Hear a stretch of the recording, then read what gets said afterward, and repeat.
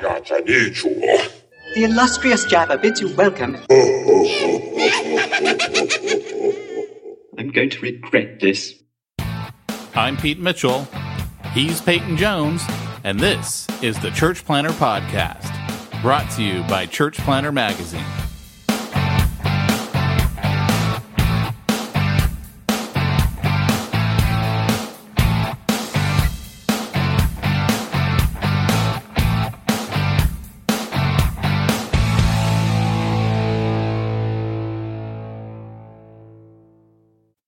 Hey, Church Planter, this is Pete Mitchell.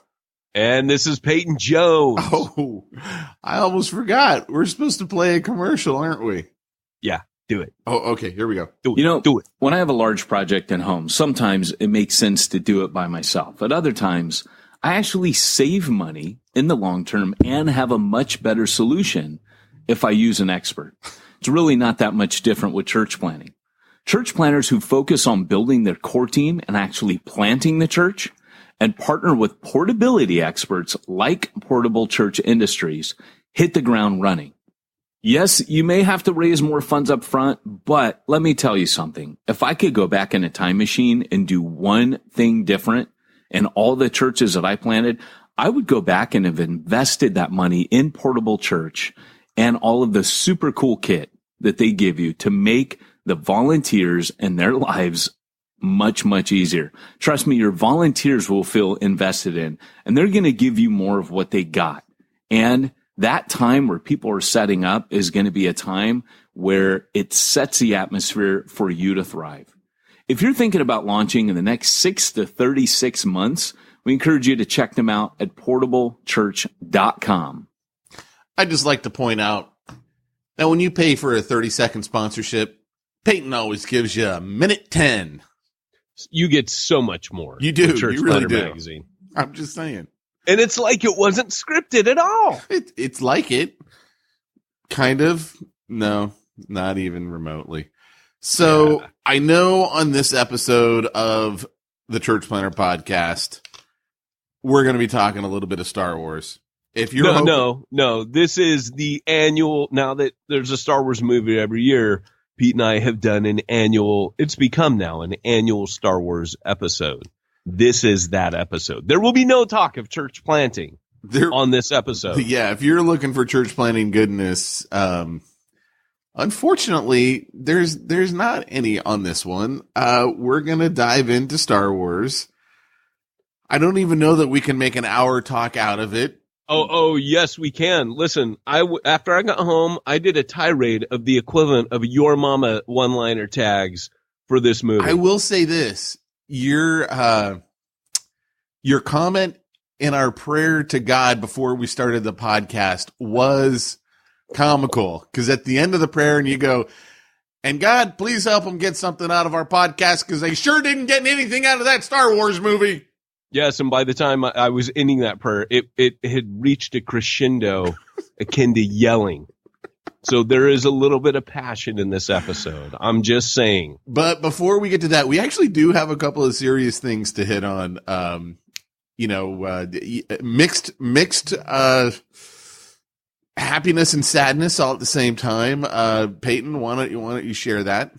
So this is reverse smack talk, and we figured the best way, and what I mean by reverse smack talk is normally we start off and we mess around.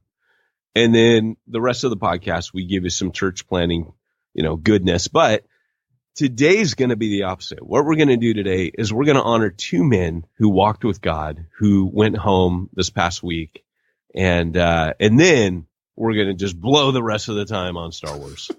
And, but you'll thank us for it, because we're going to save you like $15. And if you got a big family, potentially like $85, just depends. And all the popcorn. That's it. And I added tax in for you. I didn't count the condiments because I don't know. If you're church planners, you can't afford popcorn and soda at the movie theater. So don't worry about it. Pete, you haven't walked this road, obviously. You don't know the struggle. They can get popcorn or go to the movie. What are you talking about? Well, not Bible Inner Circle guys. I mean, they can afford it all. They can look to the people next. Hey, you want some popcorn? You know my story. I've been down that road before. I know. I'm teasing. I don't want to go down it again. That's right. That's right. In fact, it made the man that you see today. So I'm just more disappointed that I don't get to share gun news today because apparently I know. But you can talk about what you picked up on the firearms of the characters in the movie. Yeah, what they were modeled after. Yeah, that's actually how I look at movies now. I lean over to Jamie. I go, "Oh, he's doing a SIG. Oh, he's got a Glock." So, first off, let me honor two men today. Number one, we lost Don Overstreet. Don Overstreet is not only a friend, he's a friend of this podcast. We've had he and his son on. I believe we've had Don on twice, right? At least twice, maybe even 3 times. I'm not sure. And I introduced him as the man I wanted to be when I grow up.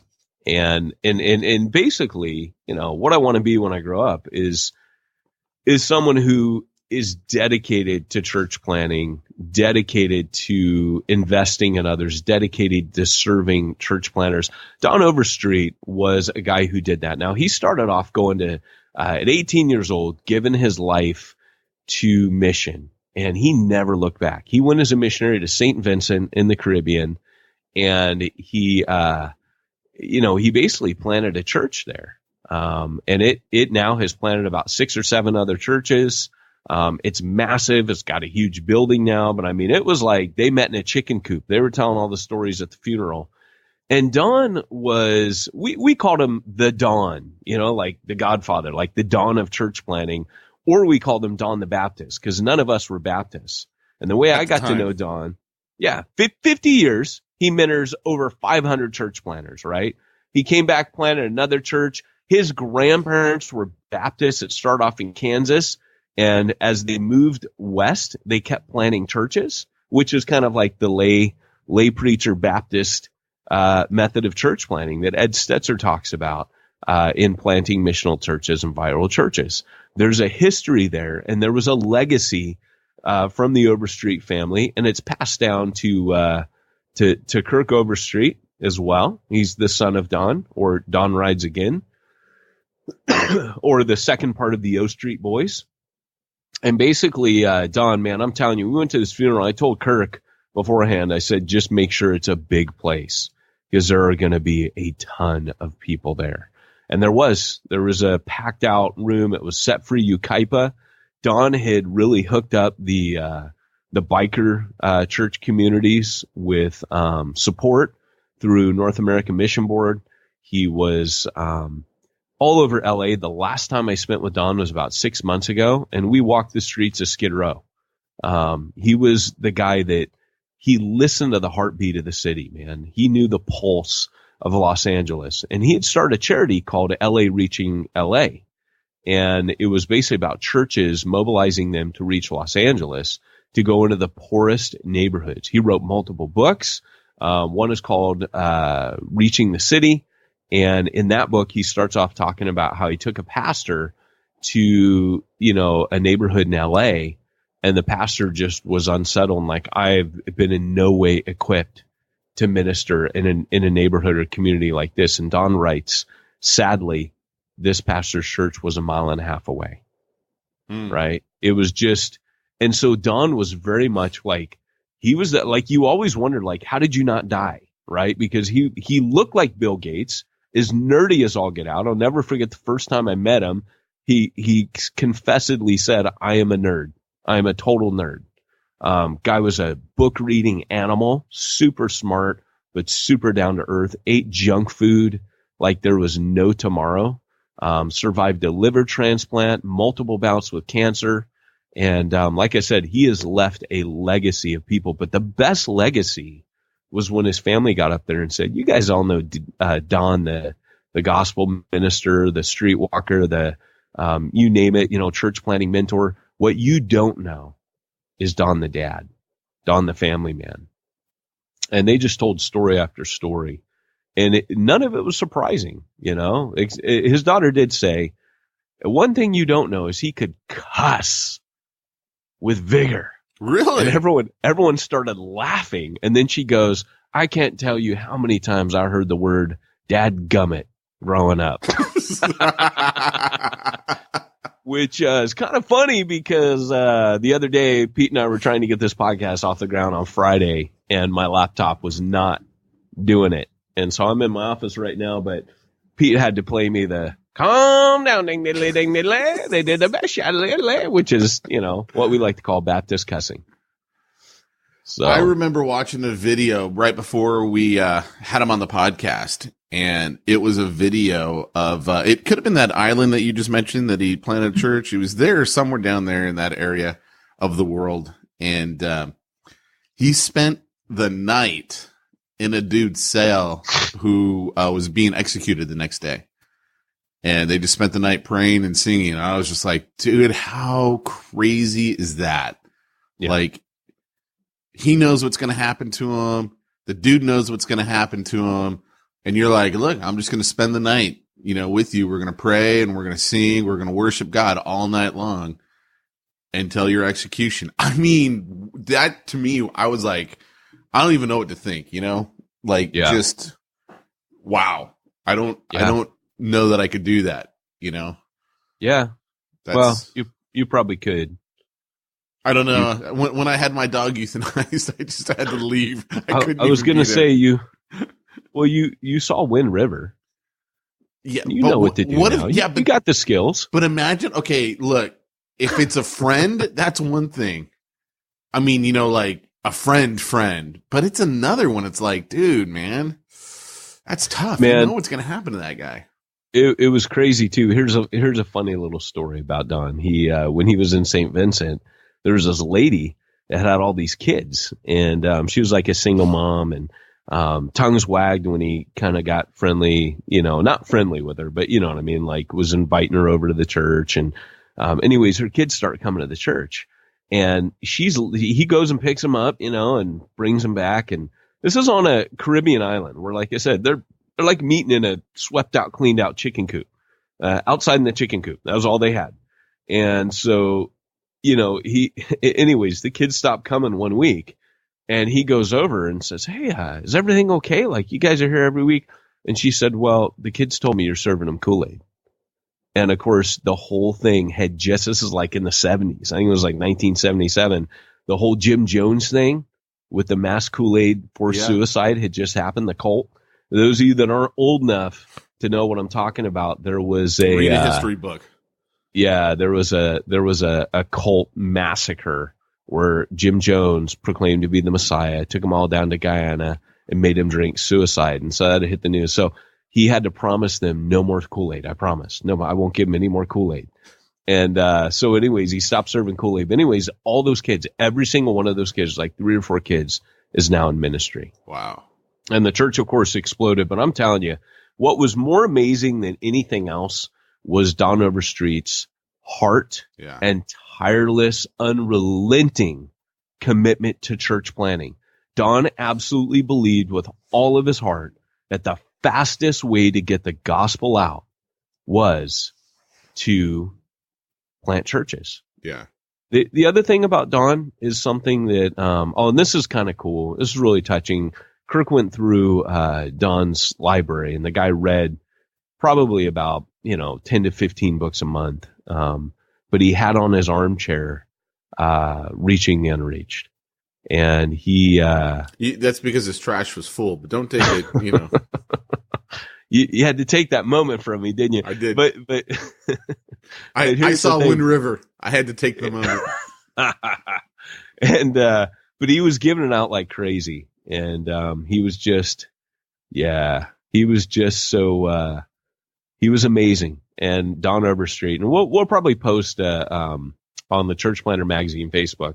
We got a video clip that is from the guy down in St. Vincent talking about Don and his legacy at the church that Don planted all those years ago. So anyways, we're going to shift gears from there, honor Don, and I want to talk about the second incredible man of God that went home, R.C. Sproul. Sproul as in soul, not sproul as in growl, as he used to say with a laugh. R.C. Sproul was hands down the number one Christian thinker of our generation. I say our generation because I came to know R.C.'s writings, gosh, back in 1989. So what is that, like 30 years almost? And he is absolutely, he was unrelenting in his, excuse me, he was unrelenting in his approach to Reformed theology. Now, I don't always agree with everything that R.C. said, but I got to say, if there was ever a guy who unashamedly believed what he believed and didn't give a rip what you thought about it, it was R.C. Sproul. There's a great YouTube video clip of R.C. at a conference, and I went to many a Legionnaire conference in my day. I was a regular subscriber to Tape of the Month, Table Talk for years, and probably close to 15 years. Sorry, I'm sick. So, but what I do want to say is that there's a clip on YouTube of RC. Basically, he says something like, hey, he reads a question because he always did Q&As at his conference. What's wrong with you people? Oh, that's the best. This is what's wrong with the church today. And then the glasses come down. Yeah, Preacher Thug Life comes down and puts glasses on him. And it was basically somebody asking about, you know, how can God be fair and, you know, blah, blah, blah. And it was just great because what he does before he says that is he outlines how much God had to absolutely humble himself to save us when we were undeserving, rebellious creatures. And that's where he lets fly that.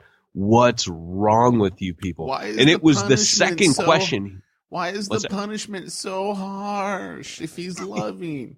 It's yeah, so it was something like that. And he's like, what's wrong with you? A holy God and this creature that came from the dirt. I mean, yeah, he just. Right. Yeah. And what's really cool was that he was, you know, his thing wasn't necessarily, believe it or not, Reformed theology. That wasn't his passion. His passion was not that you believed in predestination or Calvinism. His passion was that people would know the holiness of God. And if you have never, I don't care if you know, Chosen by God was a masterpiece that he put together. But if you want to listen to something incredible that he wrote, or a series lecture, I think it's kind of like the definitive R.C. Sproul. It's a series called The Holiness of God. And if you really want to understand who R.C. Sproul was, pick that up. You could not, actually be an atheist. And, you know, there was an atheist recently close to me who posted on, R.C. Sproul. And I had a phone. I actually let him know, hey, R.C., because we had talked a lot about R.C.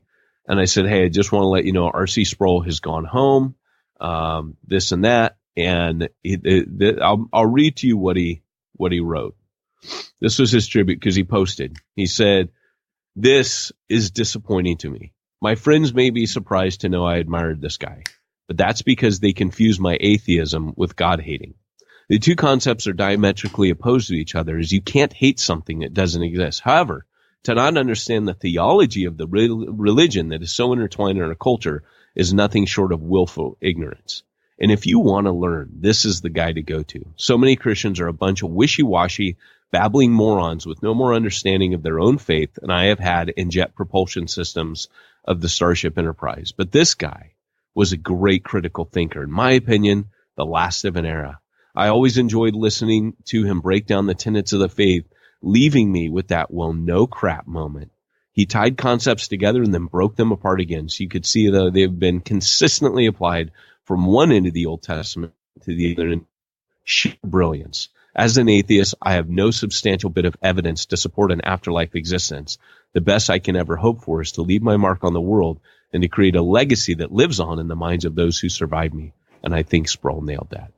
That's from an atheist. You know, Sproul was just an amazing thinker, an amazing witness. So anyways, with that, there's a lot more I can say, but what I will say is I learned a piper through Sproul. Sproul had a way of acquiring friends that were impacting. Same with Chuck Swindoll. Chuck Swindoll and he were nearly best friends.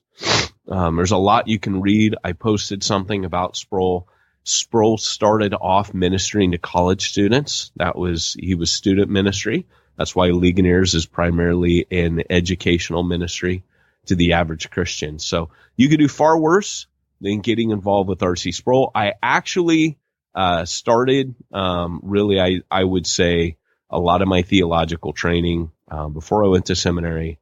When I first went to Wales, I sat on a conveyor line in a factory with a headphone in, and believe it or not, a Sony Discman. Remember the Sony Discman, Pete? That's old school. That tells you how long ago that was. A Sony Discman and the CDs of the month. When I started doing factory work, man, I went blaze through those CDs. I had years worth of CD and tape of the month, and I listened to those nonstop. And I will tell you, to a big degree, R.C. Sproul laid a huge foundation of a love of God, a belief in the rationality of Christianity, and a commitment to the holiness of God. So I need to thank him for that. I'm done. Mic drop. Well, before we move into our next segment of the podcast, I believe you have an appropriate sponsor. Well, being that we're talking about movies today, this is very much appropriate. I have a sponsor. Here's the deal, guys. You could meet in the movie theater. Right now, if I were going to be meeting in a movie theater, I would be tempted to do some stuff around Star Wars, but I don't now know if I could bring myself to do it. Obviously, the struggle is real. I'm feeling it in my heart, but people are flocking. This was the second box office record, second biggest weekend ever. Everyone flocked to church. Matinees were packed out even. Theaters were absolutely packed to the gills with people wanting to come and see this movie. Where better to be than in a movie theater where the traffic is? After all, we talk about Paul going where the traffic was. Well, you can go to Regal Cinemas and find out how you can get your church to start meeting in the movie theater on a Sunday morning. They'll charge you rent, but you'll have access to the theater at a time right before people are going to be flooding in. So if you want to check that out, go to corporateboxoffice.com/theater. That's THEATRE-church. I love their URL. It's so easily communicated. It's a handle. It's so easy to grasp. All right. It's now time. What is thy bidding, my master? That you burn that movie. Okay, so let's recount a little story for you here. I went and saw it Thursday. I saw it again on Saturday. I had to take Luke. Thursday, I text to Peyton right before it starts. Ray gave birth to herself, which little did I know was going to be the best text I could ever give on Star Wars. She almost did, though. I thought, okay, by the way, guys, there are massive spoilers. Oh, yeah. We're saving you the money. We don't actually want you to go watch this horrid movie. If you go watch it now, Rian Johnson, the director of this film, will think he did a great job. I read an article of him responding to the backlash, and he goes, well, 75% of my tweets, were actually positive. So I take it in a good way. There's always going to be haters. I'm thinking, no, it was your birthday yesterday. So people like me didn't want to trash you on your birthday. But there is a reckoning coming. Vengeance is mine. I won't blaspheme. Sorry. I better just leave this scripture out. Okay. I'm taking my church planner hat off now.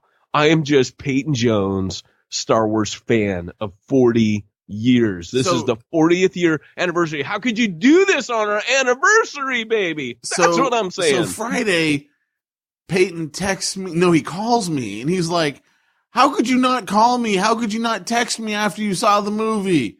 I thought we were friends. And all I could say to him was, Mama always said, if you don't have something nice to say, you don't say anything at all. which made me excited because I think, ooh, I'm going to like this movie if Pete didn't like it. And I even said that. I go, now you and I are totally different, so you might actually like it. It was so bad. So bad. So I actually found respect for Lucas that I thought had been gone since the original trilogy. Oh yeah. Your text after you saw it Sunday, I'm going to read this. This is what you texted me. What did they do? They made the prequels look like Oscar-winning masterpieces with this piece of crap. And I was just dying when I'm reading that. I'm like, wow, he nailed it in one sentence. You made the prequels look like good movies. Man. It was so bad on so many levels. On like so many, dude. Like, okay, besides the fact that the story wasn't even there, to me, okay,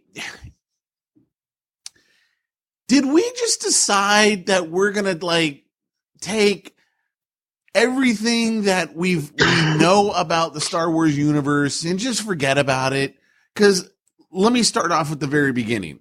Okay, when the dreadnoughts or the dreadnoughts there and they're sending the bombers over it. Here was the problem with that whole scene for me. She can breathe in space. Yeah. They open the bomb bay doors and there's no like force field. She's just breathing.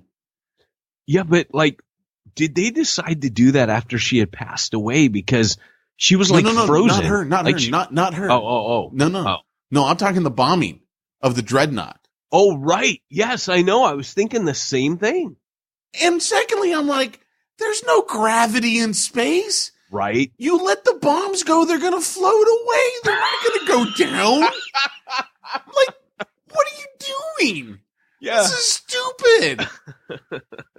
I was like, and then when she knocks the control button, you're like, she's kicking Rian it. Johnson, science. You have to be consistent, right? You can't just like all of a sudden, hey, they can roll down the window on the X-Wing and like yell at their buddy across the way. I was like, what? Okay, why didn't she just get back up and crawl up the ladder? Instead, she's like taking forever to kick this thing. Dude, you got to drop the bombs. You get your butt up. You get up the ladder. You press the button. She couldn't. I was like, this doesn't even make any sense to me. Right. If there's a hatch open, she's going to be floating around inside of it. She's not going to be able to kick the ladder to have, to make something fall as if zero gravity just ceased to exist. She's laying on her back and it falls down beside her. And then all of a sudden she's on her stomach and she's caught in her hand. I'm like, she didn't flip at any point. There was no flipping. So this was another problem is perspective. There were these creatures, which don't even get me started on the whole Rose Finn story arc that could have been completely chopped from the movie. We'll talk about that. But they have to insert this animal rights, compassion piece into the movie, which, hey, I'm all for animal rights, but keep it to a documentary about animal rights or a movie that's not called Star Wars, right? I don't need you to make your political statements in my Star Wars movie, right? Here's the deal. These creatures went from one shot to the next from being 6 foot tall to being 10 foot tall. And this is bugging the crap. Their heads became twice the size of my head to 4 times the size of my head, depending on what shot I'm looking at.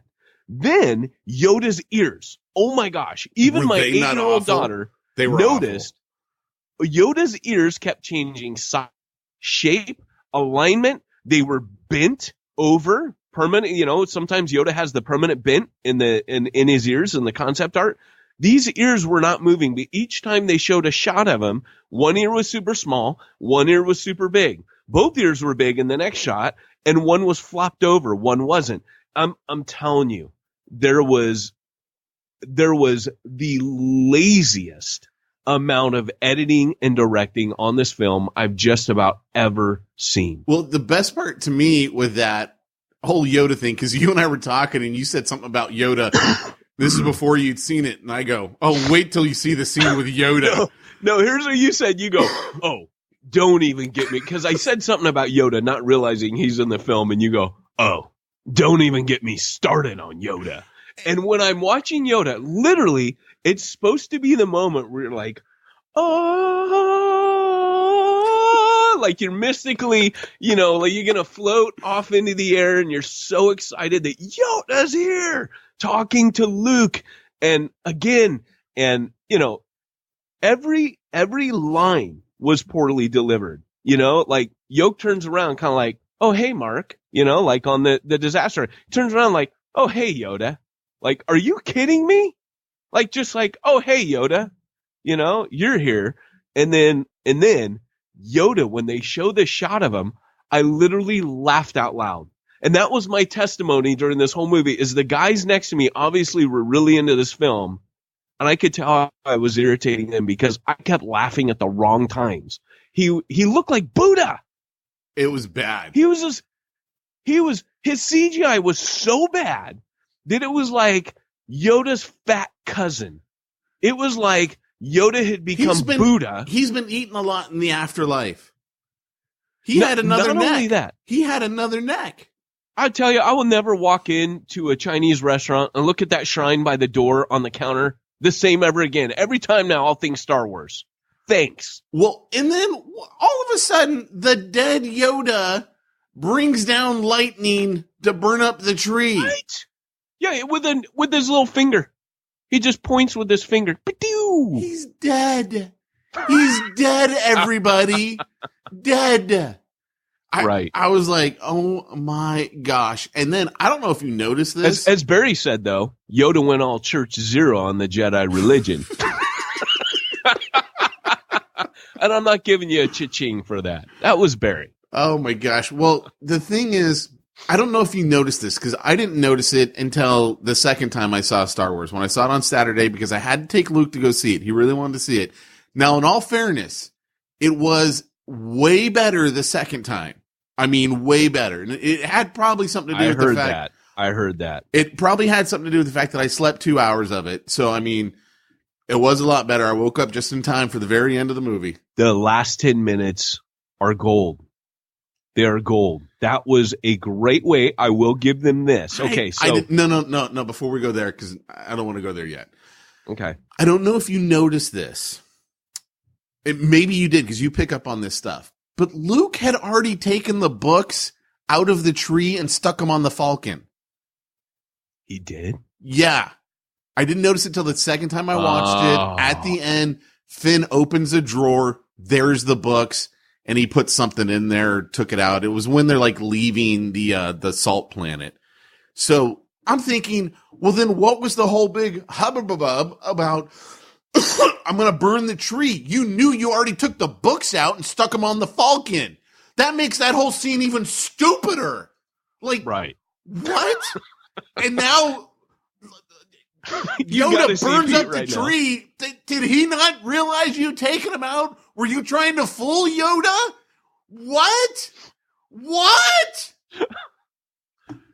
Oh, man, this is so good. I wish people could see your face right now. There were gesticulating hand motions, face turning beet red, veins popping out of the forehead. I'm just like, don't mess with the gospel and don't mess with Star Wars. Are you getting this? Now let's go around to Rose and Finn. What the heck? Worst part of the movie. Rose was an unnecessary character. Well, okay. So was the chick with the purple hair. But stick to Rose. Wait a second here. Let me see if I can recap this. You, the mighty Empire, can't catch this ship because it's too light and too fast. Yet it can't seem to make any ground and get any further away from you. Right. Excuse me. Your TIE fighters? Apparently, you want to save manpower for the first time in the entire evil Empire First Order's history? Yeah. You keep sending your fighters after them. But wait, we can still get off and we can go hide in a spaceship that no one else will notice. I don't know why we don't just get everyone on escape pods and make them all leave. Man, because we can leave. You said it. before I'd seen it, you go, the whole movie is a giant slow motion chase scene. Yeah. And that is so well put. That's exactly what it is. They're trying to get away. What amazed me? Slow car speed chase. That's all it was. And the Star Destroyers, by the way, don't know how to fire. They don't know how to fire on ships. Oh, no, they just sit there in the distance, just going whoop-a-doo. They don't fire. Like, Star Destroyers were terrifying in our day. Hence because the name, they weren't the Death Star. Star Destroyer. Yeah. Yeah, like, you don't mess with. Apparently, Rian Johnson thinks Star Destroyers are merely aircraft carriers for TIE fighters. Apparently. Yeah. They don't do anything other than send out TIE fighters. Oh my gosh, dude. It was one colossal just, what is going on? The whole, we can leave, go to this other planet, and mind you, get back to you, but the Empire can't go about 500 feet to catch you. Yeah. Or the First Order. I'm like, this is, what? Rian Johnson actually out Star Trek J.J. Abrams with this movie. Like, J.J. Abrams, fair play to him, he came in and he made a Star Wars movie as the Star Trek director. This guy came in and made a Star Trek movie out of a Star Wars film. Like that, really, that's how that. And I said, you know what, this guy, I went through a whole bunch of tweets. I said they were kind of like the equivalent of Your Mama. It was that film. Cause I couldn't even, Pete. And I said that film may have successfully turned me into a Trekkie. All I know is I honestly do not care about episode 9 at all. Oh, well, dude, I don't care about the Han Solo movie. I don't care about a supposed Boba Fett movie. I don't care about any of them anymore. It literally ruined Star Wars for me, and I'm like, you're dead to me. You're dead to me. Did you just call him Bubba Fett? Is he Bubba now? Bubba? Yeah, he's Bubba Fett. He ain't Boba. He Bubba. Yeah, we're tight. So here's let me read you some of my tweets. That movie was the spark that will light the fire that brings Star Wars to an end. And I also put that movie was Bantha Poodoo. Just want to keep with the vocabulary. That movie answered no significant questions in the story, yet raised significant ones about the story of where Star Wars is going. The backhanded meta message of the film to 40-year fans, let go of the past and look to the future, quote, of the franchise. It's what you did with the present that concerns me. And by the way, that was the meta message. What he was telling the fans of 40 years was stop looking to the past. Look to the future now. We're taking that to the future. No, Star Wars was we cut our teeth on it. It was our toys. It was our movies. It defined our generation. We're not holding on to the past. We dig all the good stuff that comes out, like Rebels cartoon and Clone Wars. And hey, we'll embrace it if it's good. I embrace 7, but you made a crap film. You really trash. You had the opportunity to make the Empire Strikes Back of the new trilogy. It was all set up perfectly for you. We could have had reveals. We had no significant reveals. Literally nothing was revealed. I don't believe Kylo Ren's on who Rey was. Nope. He's lying. I don't know that he was lying. I just don't know that he knew.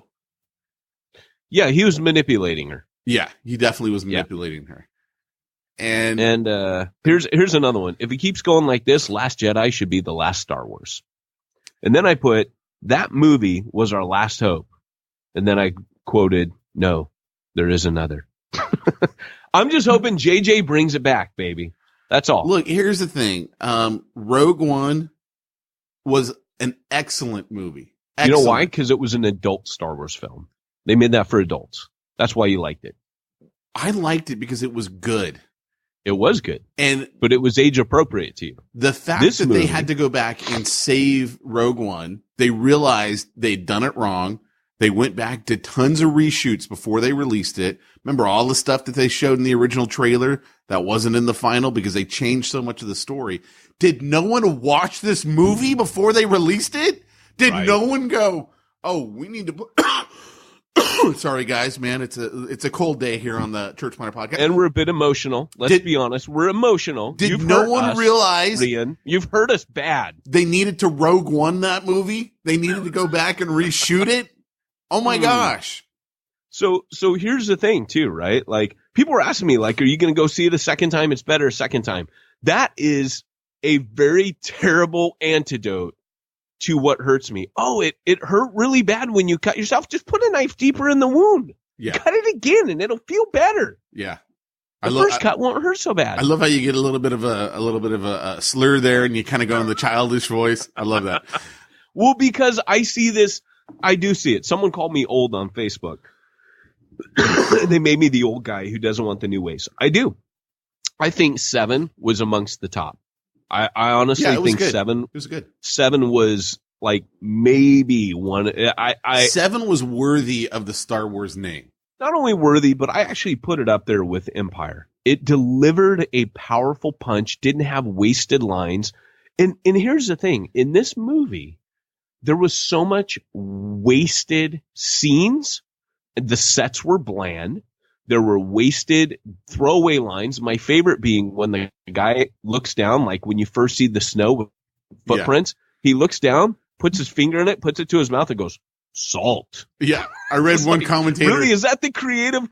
That's the most creative way you can tell us this was made of. Just a guy putting it to his mouth, unknown character, and he goes, salt. Some commentator I goes, laughed. Some commentator goes, thank you, guy, for testing it and telling us it was salt. Did he? Yeah.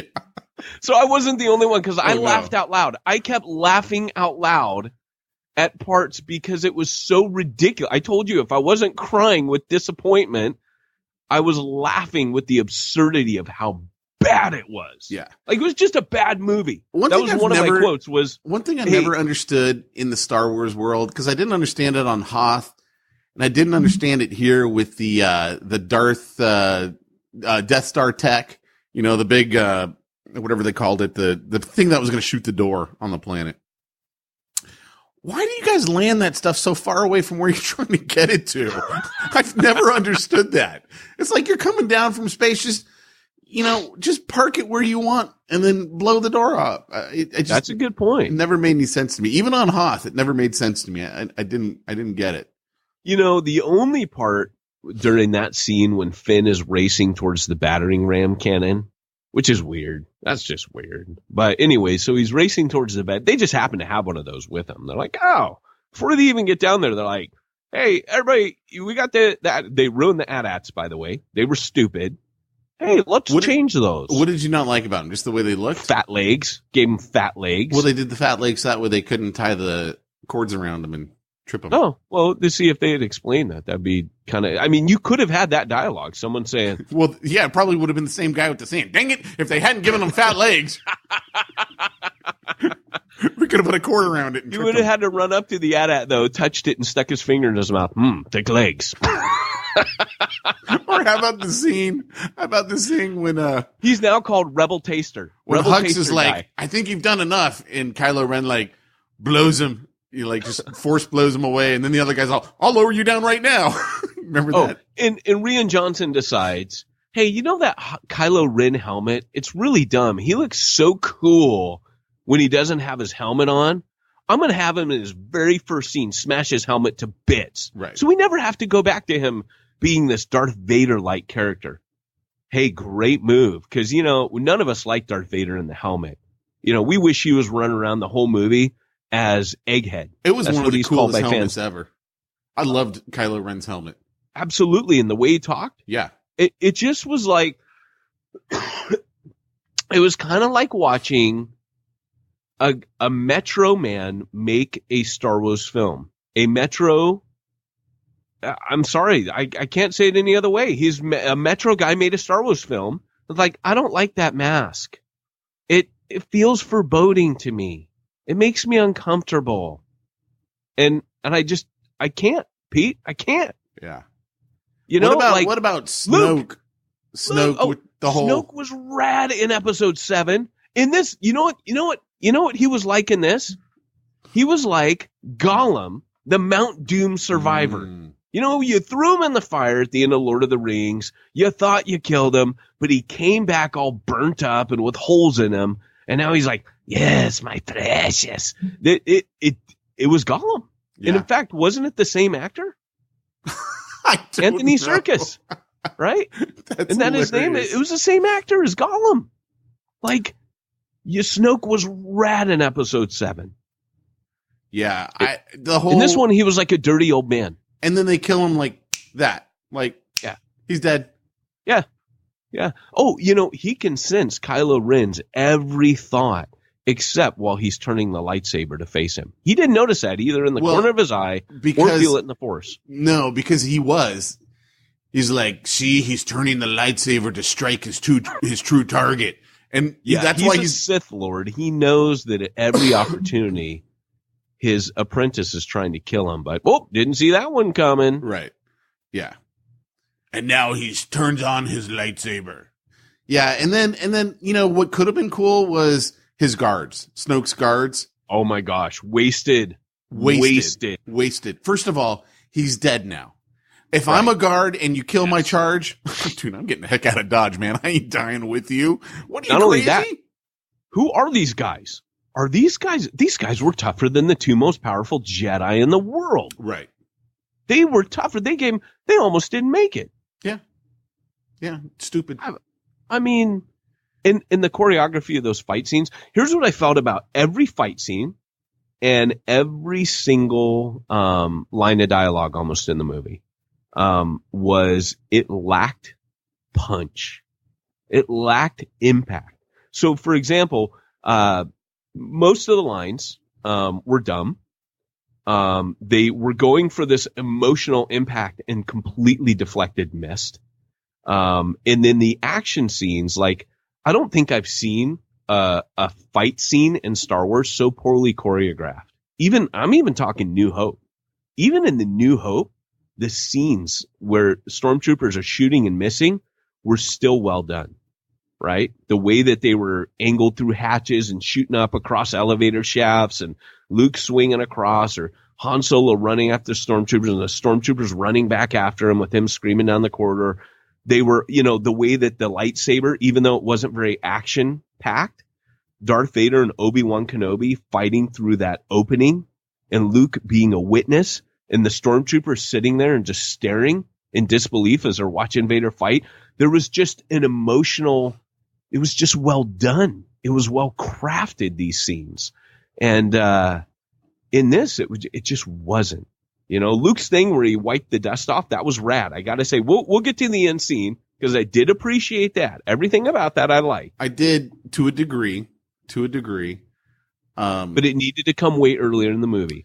Luke, they made Luke, they made Luke into a character that he was not.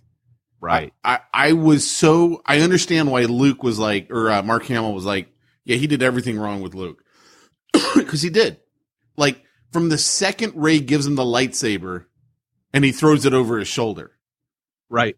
I was like, what? Exactly. Every line that he had in that movie was misdirected. Yeah. It literally was like the thing that Luke would not say. And even Mark Hamill said, look, I played Luke. I think, kind of delivering on his character over the years, I think I know him better than anybody.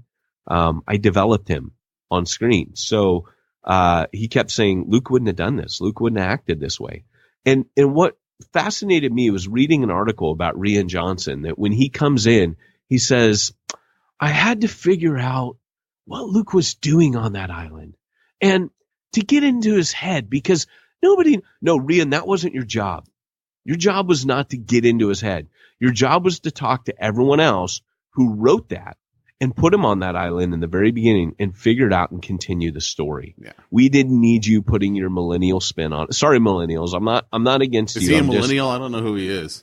Yeah, no, he's not a millennial. He just, he made comments like this. PC is maybe the best way to put him.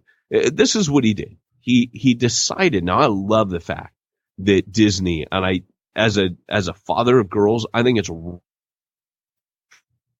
male characters. Leia should have been our strong female character. We didn't need the throwaway commander coming in after her. Don't even get me going on her. That was awful. She was an absolute needless character. We did not need, in fact, Leia should have been the one to go down with the ship, right? That is what, if you know anything about naval history, Captain always goes down with the ship. We could have lost Leia in an honorable way where Leia sacrificed herself But hey, that's cool, Rian. You kept everyone who is dead alive and everyone who's alive dead. Cool. Yeah, but have fun with that in the third movie. I don't think that they knew that she was going to die, right? It doesn't matter. Leia literally, out of all the characters, I would easily have kept Han and Luke and lost Leia. Leia's not that big of a part of the story. Yeah. You know what I'm saying? Yeah. So anyways, here's the deal with the women thing.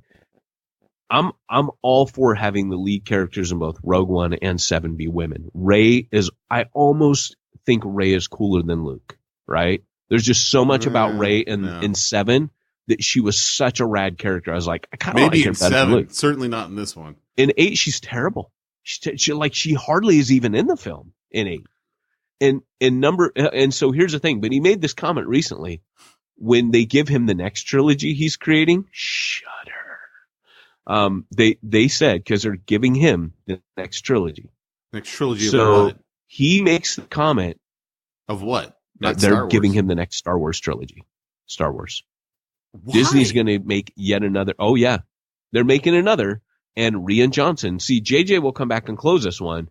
And the role that JJ played, where he opens the first and produces the next, Rian says, we'll see exactly what happens. But yes, that will be the plan. They're handing me the Star Wars films. So he will take this. And what he has said is, I would love to see a woman director. Now, look, I don't care if we have a woman president, if she's the best person for the job. I don't care if we have a woman Star Wars director, if she is the best director for that picture. But when you start making statements like that you just think it would be neat to have a woman director, I think it would be neat to have a dwarf named Julio as the next director. It doesn't matter if they're under 4'10" or not.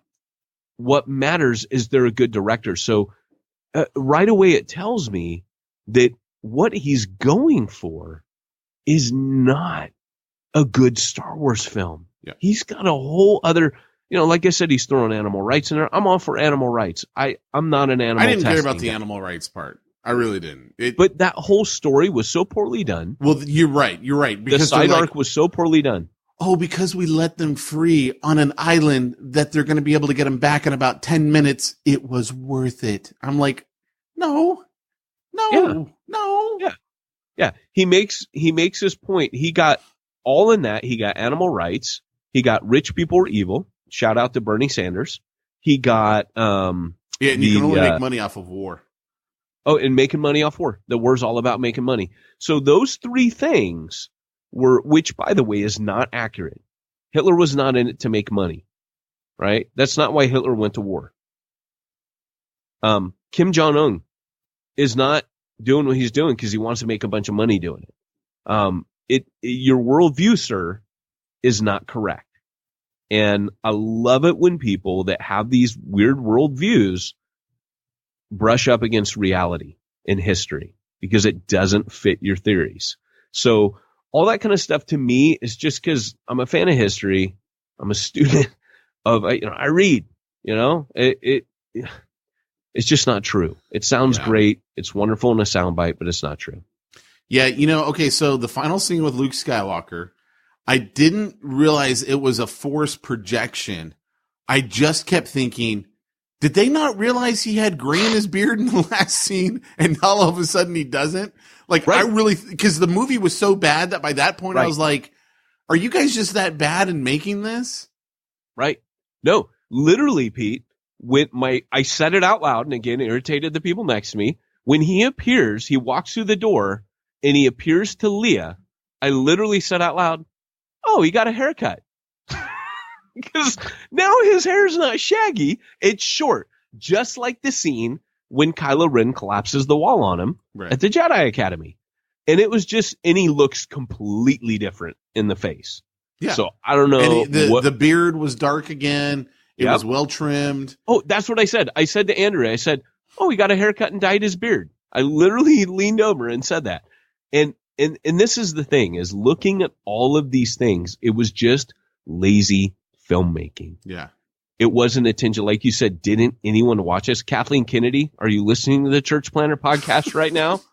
I got a bad feeling about this. Are you hearing me? Because I am a Star Wars fan. I'm not one of those Star Wars fans. You can't touch my precious baby.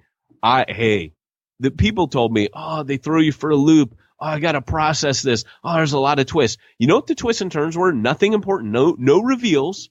Nothing that like destroyed the Force or destroyed Star Wars lore.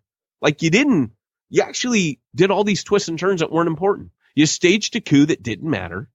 So you spent all that time staging a coup that just immediately turns around and was pointless. And my prediction, I'm going to end on this. My prediction is this movie, you could literally skip it from 7 to 9 and you won't miss a thing. You just won't have Snoke in it. You don't need that explained. Hey, he didn't explain Jack in this movie. So he's proven to us you don't need to explain stuff in the next film. Unless Snoke is really alive, or that creature Sith that could keep coming back to life. That would be great for me. Bring him back. Or Snoke was just a hologram projection the whole time. Just like Luke. Yeah, but he wasn't. He wasn't. No, Rian Johnson is not that clever. Yeah. I'm just saying, like, you could. Pretend. You could do that. Yeah. Luke did it. I hated how they killed Luke. I really did. I did not like, he does this force projection and apparently that takes his life out of him. Yeah, it drains him. Why? Like that doesn't make any sense. Why? I don't know why, but I was cool with that. I was like, you know what? I wasn't because that's not the way that Luke would have gone out. Luke would have gone out fighting. Except Luke did go out. Okay, think of it this way. It's like he went out like Obi-Wan. This is what I like. But he didn't go out like Obi-Wan. Obi-Wan went out in a lightsaber battle. Yeah. Luke went out sitting on a rock. I'm sorry, dude. It's not even the same. Well, you got a point there, but it still worked for me. And I liked how he's looking at the twin sons. That part was rad. Okay, that was an impactful moment. At first, there was like a black mark over the sun. And I was like, is he seeing a spaceship coming up? Yes. I thought the same thing. And then you realize, no, he's seeing two suns. And I'm like, could you not fix that? Because it looks like a spaceship's coming up. I thought the same thing. Like, oh, who's coming to see Luke right now? Right. The exact same thing. Yeah. Yeah, it was all kinds of disappointing, my friend. And, why didn't Chewbacca just eat the little creature in front of the other guys and be like, hey. I dug that. Okay, so that was funny. That was really funny. But he should have been like, arr. That would have made it better for me. I did think he was going to eat it anyways. Chewbacca would have totally eaten it. Eaten it. Yeah. Yeah. But he would have struggled with it. I got that, but then he would have eaten it. And I think that's what it is, my friend, is we've talked before that some of us are sea turtles and some of us are sharks. We can't have sea turtles direct Star Wars films. J.J. Abrams was a shark. He directed just a bad to the bone Star Wars film. Sharks need to be directors, not sea turtles. No more sea turtles directing my films. I don't know where you came up with the sea turtle shark thing. Remember when we talked about our spirit animals? Oh, that's right. And I go, I'm a sea turtle. And you go, I'm a shark. And you're like, that explains so much about me. Didn't I say I was like a bear or something? I was like, no, I think I'm more of a bear. You said you were a tiger or a lion or a shark or something like that. Didn't that start some like weird thing? I don't know. I think it's.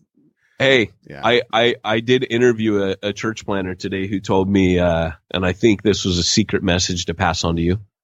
Mi dragón es muy rápido. He's on episode 110. I got a bad feeling about this. Yeah. All right, guys. Well, the last 10 minutes were a decent film. So if you do buy a ticket because you just think the last 10 minutes, just wait. Time it right. Walk in the last 10 minutes, and you pretty much got all you need. Let me just sum it up. Slow space chase. Leia trying to get away. Rey goes to the island, tries to get Luke. Luke, for about an hour and a half, says no. And then at the last minute turns up, and you can watch the last 10 minutes. And I just literally filled you in on everything you need to know before the last 10 minutes. Great call with Leia out in space, right? We didn't even talk about that. All of a sudden, she's like, oh, wait a second, I ain't dead because I can roll the window down on my spaceship. Not a problem. So she used a force field around herself in the forest to preserve herself, which is doable in the forest. No, she didn't create that. She didn't. It showed her like basically dying, and then wait a second, I'm not dead. She didn't do the force. She didn't. No, because then remember what happens? She sucks herself over to the door, and apparently the fact that whole bridge has been blown out to space doesn't matter because they can still open up the door, let her through, and no one else gets sucked out. Right. No air gets sucked. I think there was an airlock because there was. I think there was an airlock. No, she went into the bridge.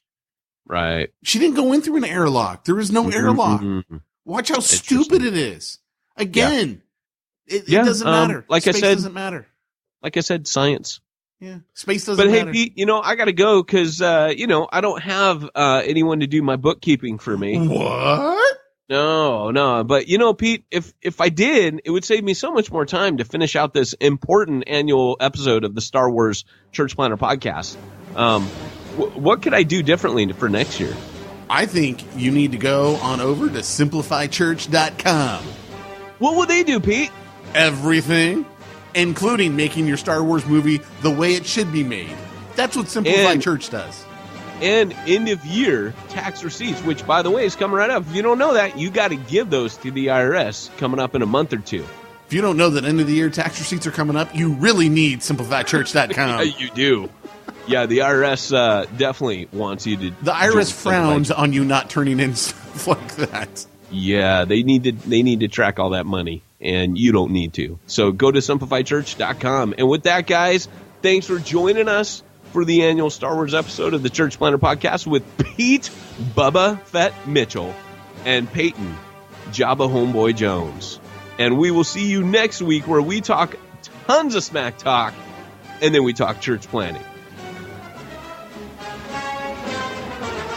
I got a bad feeling about this. Don't do that. What is thy bidding, my master?